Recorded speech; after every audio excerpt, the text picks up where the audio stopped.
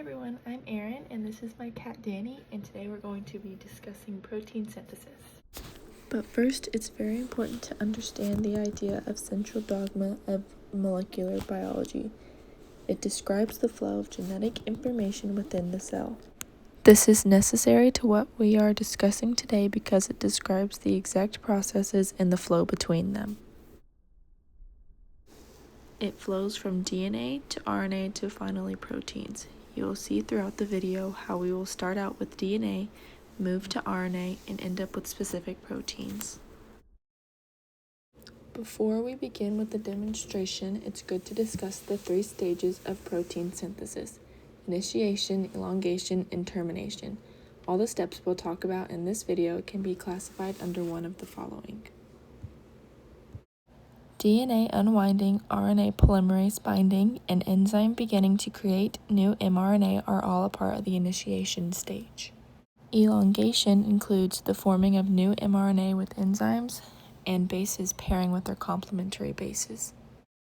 Stop codons and the final protein being released are a part of the termination stage. The first step in transcription is unwounding the DNA found in the nucleus. Next, an enzyme called DNA polymerase reads the DNA and creates an mRNA strand.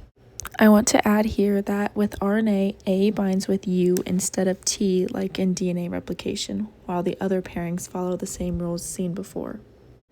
This new mRNA strand leaves the nucleus and enters into the cytoplasm, where it meets the ribosome that reads the mRNA, looking for the AUG start codon to start translation.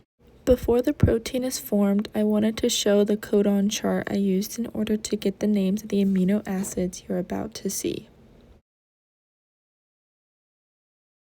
tRNAs match the 3 lettered codons up with its respective amino acid. Amino acids create peptide bonds together. The first tRNA leaves to go retrieve the 3rd amino acid, which forms a peptide bond with the other 2. The tRNA releases and a new protein is formed.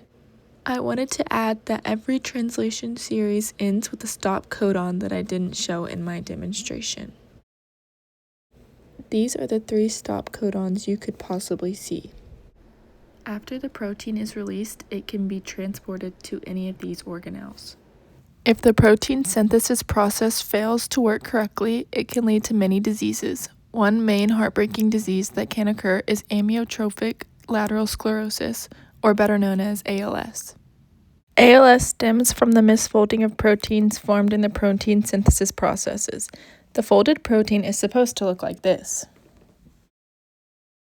If it misfolds into this, it will produce a toxic form of the protein which damages the neurons, causing the terrible side effects that come with the disease. I hope everyone enjoyed my video. It put Miss Danny to sleep, but I hope you learned something from me.